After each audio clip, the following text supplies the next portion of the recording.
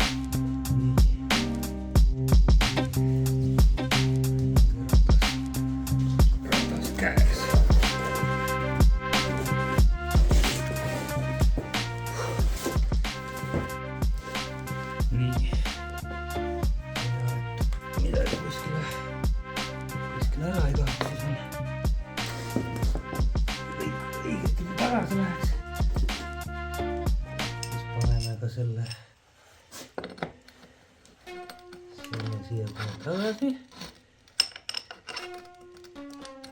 Üks boks.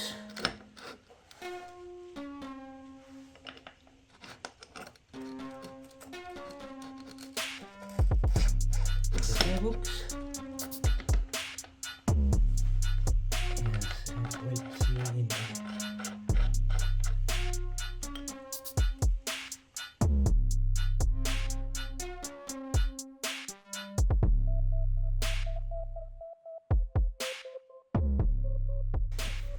Tavaliselt tehakse rehvitöid. Rehvitöid ämbri peal, aga mul on kast. Kast on hea küll. Siis see 42-ne.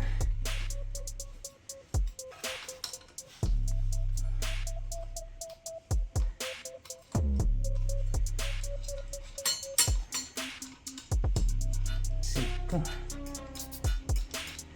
See teine suurem hammakas on natukene teistsugune. Neid polte ja mutreid ma ei saagi kasutada. Mul on ostetud teine sett, siuksed, see on siuke nõus see pink, kuhu polt sisse läheb. Siis ei saa neid originaalpolte kasutada.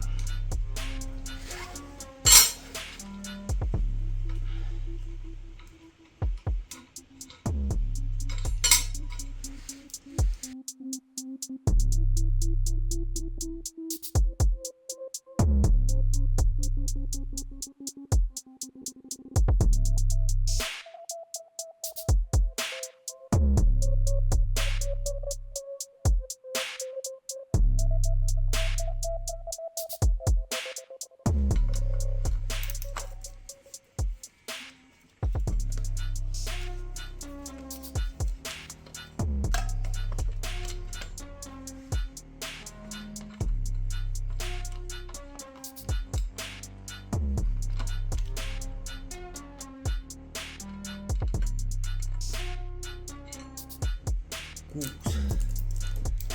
polti käes ja see tuleb siit ära.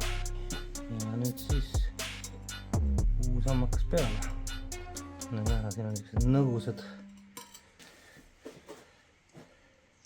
Poldid on nüüd siuksed. Seib.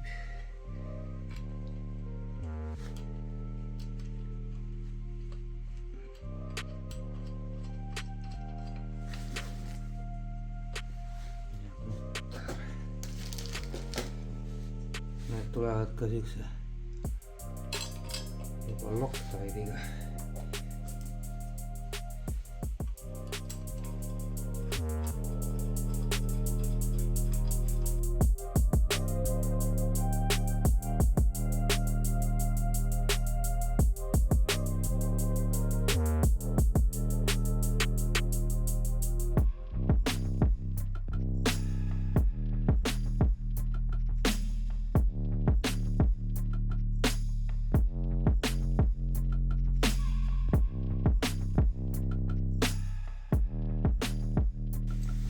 Siis 45 torks ja 13 võti.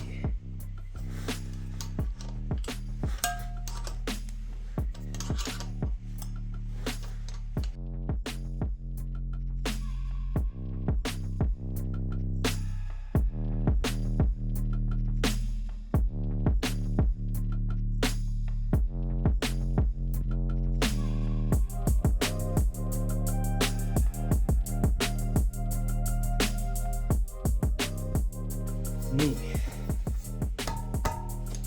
Okei. Nüüd enne kui selgub tõde, tuleks need tagasi lasta, et saaks selle ratta kaugemale lükata.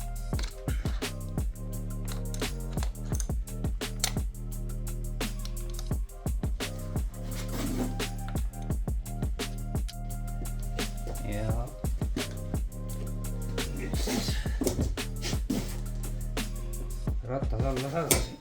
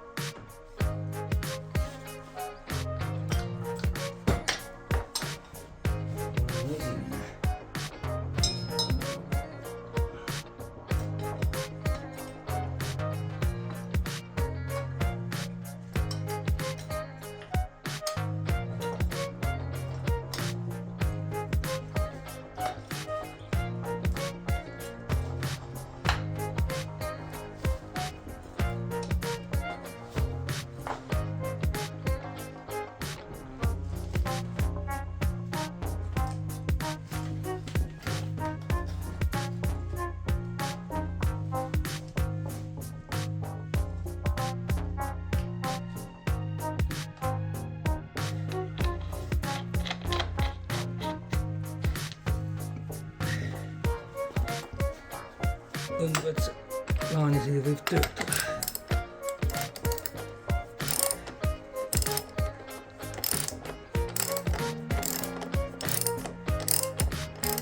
selles asendus oleks ideaalne, kui saaks siia keskele panna. Tahan selle keskel umbes. Aga nii vist ei lähe. No vaatame. Plaan töötas ideaalselt. Kui ennem oli pingutusaste siiamaani, et polnud enam ruumi pingutada, siis nüüd olen ma siin, ma olen jätnud teise täpi juures nii palju ruumi pingutada. Mõlemad poolt teise täpi juures. Ja mõõdame ketilõtku. Ketilõtk on täpselt selles kahes vahemikus. Et idekas. Plaan töötas. Kui nad ketti hullult pingutada, siis natukene isegi üle selle, aga ma ei tea, kui sealt näpuga hoida. Ja pigem olgu kett siis natuke lõdva kui liiga pingul. Ehk siis operatsioon õnnestus. Ketil on pingutusruumi piisavalt. Sama palju kui originaalketiga alguses oli, või isegi rohkem natukene. Taga on veel ühe hamba võrra suurem hammasratas, mis maastikul on positiivne. Ei pidanudki ketti lahti lõikama või uut ketti tellima, piisas hammaka vahetusest, mida oligi tarvis tõestada. Aga mina tänan kõiki, kes siiamaani vaadanud on või ka natukenegi vaadanud on. Ja kui raatsite, pange like või subscribe'ige isegi, et sellest on kanalile kasu. Aga nii või teisiti näeme jälle siis garaažis või kuskil tetil või muidu metsa vahel. Tšau!